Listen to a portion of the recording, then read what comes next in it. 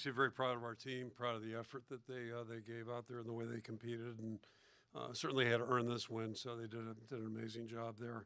I thought, very consistently they played hard all game. There was ups and downs like any team, a game between two really good teams, but they played through those ups and downs. Certainly fought and competed, and never gave up on each other either. And I think that was really critical in a game where you got these swings, and that's just part of football. So, just something I told our players in the locker room. This is a feeling you can't buy. You just can't buy it. It's got to earn it. You got to go out and fight and compete, and they certainly did that. So just really proud of them, and they did it against a team that we knew was extremely talented. And they came in here ready to go. Like they played an excellent game as well. Probably the only variable I could see from across this island was going to be the quarterback, and thought he did a great job. And they were creative how they use their quarterback. So there was nothing easy about that thing. So bottom line is just it was a 60-minute game. You expect that certainly in conference play, and you play a good team. That's the way it's going to be.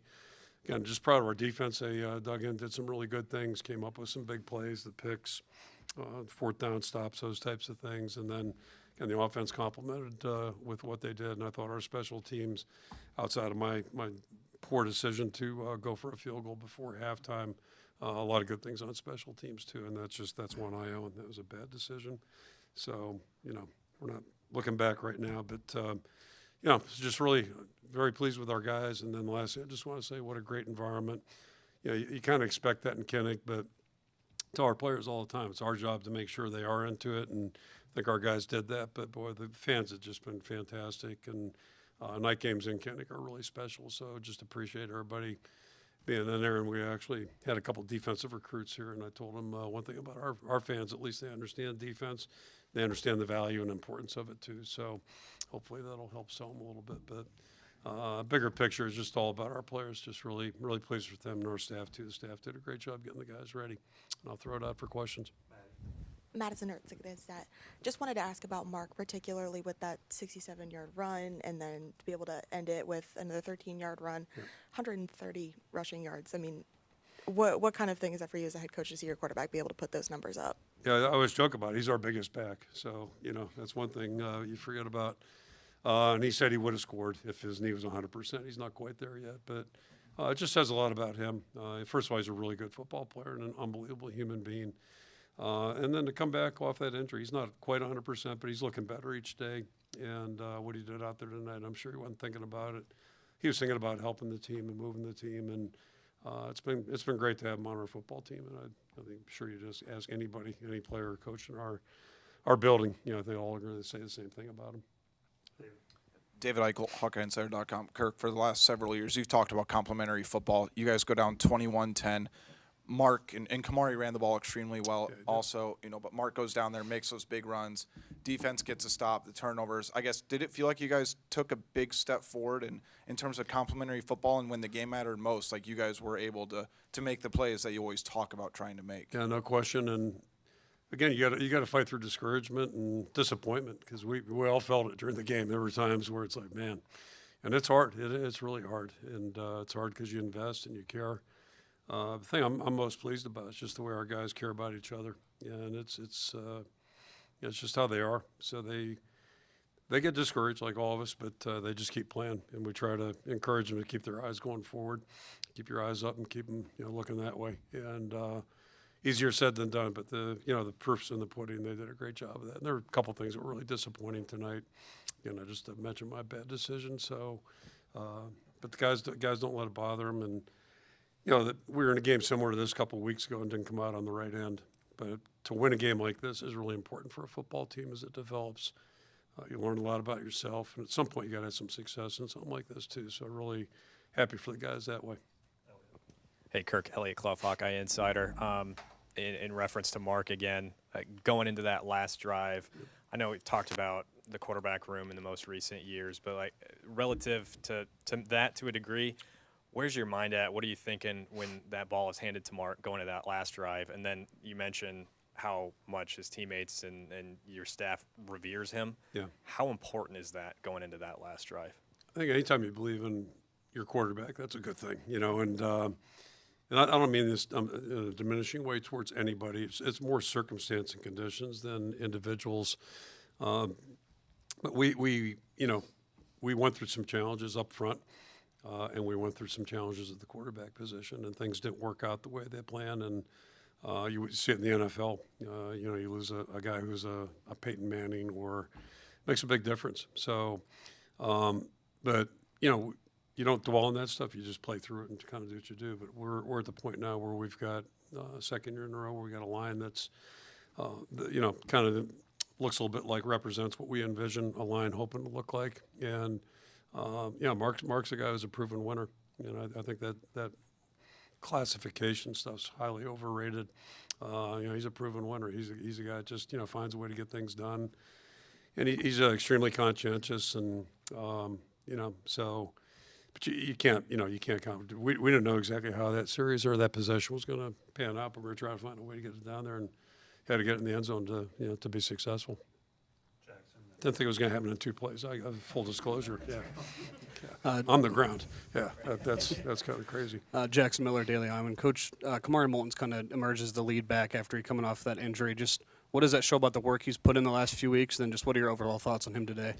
Yeah, I don't want to ordain or anoint anybody yet as our guy. Last year, Caleb just emerged, and it became pretty apparent. But I just compliment that whole room. They've really done a good job, and maybe we'll get Jazz back next week too. But they work together. They really complement each other. Kamari's like sneaky good, to your point. Like he runs really well. He's got great vision. He's tougher and stronger than you would think of him. And so it's fun, and he's still a young player too. So he's gaining confidence and doing things better. But it's great. He's done a really good job. He played really well tonight. And, we'll just keep playing those guys. But, it's been fun to watch them grow and develop. Kirk, Tom Kakert, Hawkeye Report. Defensive backs have to have that short-term memory sometimes. And you look back to Deshaun a couple of weeks ago and then the performance he had tonight. What can you say about his growth? Yeah, I mean, I know he didn't start last week. We played a 40 defense, so we had 4 DBs in there. But we consider all 5 of those guys starters. And just got done saying on the radio, You wanted to know in 1 week from the other. He's got a great attitude, great work ethic, and I think he's kind of representative of a lot of guys on our team. Last year, the corner position was solid, but it was not a strength of our team or defense. And TJ is just we saw him in the spring just really elevate, and he's playing fantastic football. And Deshaun's kind of done the same thing, but specifically, he could have potted last week, I guess, afterwards or during the game, but. Never saw that. He came out Monday and practiced really well.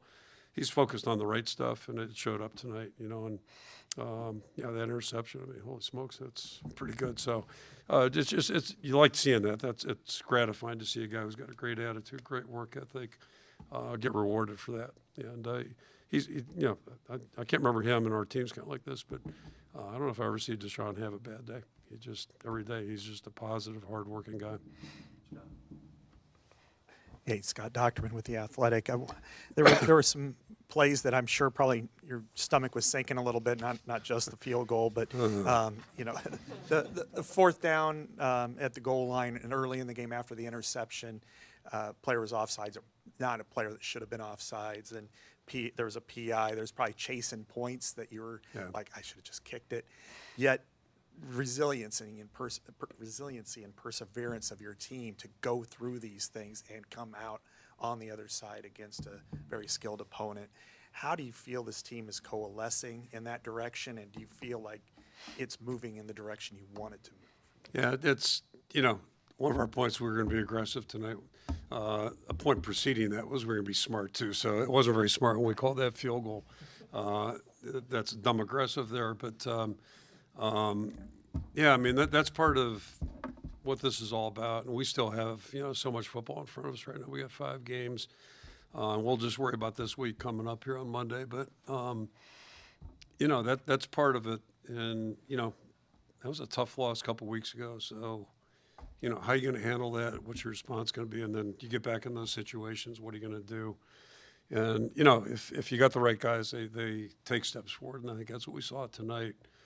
And there's no guarantee you're going to get rewarded for it, but it's really the sweetest part about this is the guys did get rewarded for just what you talked about, the resiliency, having things go, not quite the way you hope, and sometimes really in a bad direction. But that's life and that's football, and you better just keep looking about what's in front of you. And after the game, you can go back and review all that stuff. But when you're playing the game, you got to be going forward. Kirk, oh, I'm sorry, Michael Oss, the Gazette. Good evening, everyone. You mentioned a couple of times that you made a bad decision on that field goal. What made you make that decision, number one? Number two, did you address it in the locker room immediately at halftime? And thirdly, this may be an oversimplification, but did these players bail you out tonight? Yes, yes. And then the first question would be, it was probably, I don't know, 5 yards beyond like what we said was like stretching his zone a little bit. But, sometimes you just, it was bad. It was an emotional decision. So you had two risks on that. You had the risk of them running the thing back, Auburn, Alabama. The other one is, the further away you get, the lower the ball is going to come out. So it was a bad decision. We should have just, closed out the half and come back and played from there. But because the biggest part was just the momentum swing. Things were going okay. We were doing some good things and feeling a little bit better, and boom, now you drop an anvil right on the team. So, but I owned it. The first thing I told him.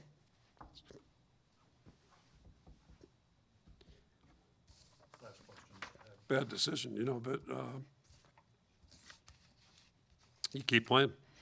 You got 30 minutes, you keep playing. And they did it, thank goodness. So, it was a good deal. Chad Lice, Dakota Des Moines Register. I think Xavier I Wampa. think they know I'm not trying to lose, but, I think they know that. They trust me that much, but, yeah. Oh, boy. Xavier Wampa, obviously, I think he's still the highest ranked recruit you've ever gotten. And just to have, it's been a long journey for him since his last interception. He's talked to us about that for almost 3 years now, but he had probably had the best game he's ever had. Just kind of walk me through kind of his story and what you're thinking about in your mind when you think about him tonight. Same thing. There's so many things that aren't fair in this world, but they're not going to change, and I think it's so unfair. And we had a player when I got here 27 years ago that, every I club I went to, how's so-and-so doing? He's doing okay. And then I figured out, he had been really trumpeted before he gets here. So it's really unfair and hard on a guy because, when you leave high school, no matter who you are and how good you are, when you get to college, this is a really competitive thing we're doing, and there's a lot of good players. And you're playing against guys that are, 3 years, 4 years older than you and more experienced. So I just feel like, and I don't listen to too much, but I just feel like sometimes people don't always have a fair expectation. That's why I don't believe in stars, recruiting stars or reviews. Sometimes they're right, but it's still just such a huge transition, just like NFL guys. When guys go to the NFL, it's a big deal, tough deal. So the bottom line is, he's just done a great job. And I haven't seen the film, but I would argue this was his best game, and he played a great game. And just really happy for him, and would have been great if he scored that touchdown for a couple of reasons. But, you like to see older guys just really start to, get into a position where they're enjoying success on the field, and he's certainly worked hard for that. Squeeze in one more. Tyler Tashman with the Des Moines Register. With all the production you guys lost on defense from last season, and to basically have no drop off, I want to pull back even further, but that's not the first time Phil has done that. What is it about the way he teaches, the way he is, that allows him to, even when you have so much loss, that he's able to get guys prepared? Talking about Phil, I'm sorry. Yeah. Phil Parker. Yeah. Phil was a outstanding secondary coach 20-some years ago, and now he's evolved into a really outstanding coordinator too. And but we do have a system, and it's been pretty consistent over the years. And so when our players get here, you're not changing every year, and the right guys. And it's going back to the recruiting thing. Look at some of the guys. Desmond's out there on our sideline. Micah was here tonight. Who am I leaving out? We had throw out and Marcus. Yeah, Marcus Pascal was going to Hofstra. All three of those guys were outstanding players for us, and none were really heralded. But I think we probably look at prospects a little bit differently sometimes. And you know, then are they going to take to the coaching? And then most importantly, are they going to work January through December? Because that's really what these guys do. The good players do that. And then what's their level of commitment? And, you know, so, but Phil's an excellent teacher. The whole staff does a great job. And it's always been a priority, right, wrong, or indifferent. Like, you know, when we started building this thing, the special teams first, mainly because you can have a chance to get better fast on special teams. And the second building block was defense. And just kind of how I was raised. Like, you know, I think in any sport, if you have defense, you got a chance to at least be in the game. You know, if you don't have defense, man, it's a wild ride. So, you know, it's a lot of good things have come together and just feel really fortunate. But yeah, good. Phil's, and I mean, there's nobody in America. A lot of things are a little bit unique about our place, but there's I can't imagine as assistant coach. It's been at his place, Division I, 27 years. Can't imagine it. And boy, I'm appreciative of that. So it's been really good. Thank you. Thanks, Kirk.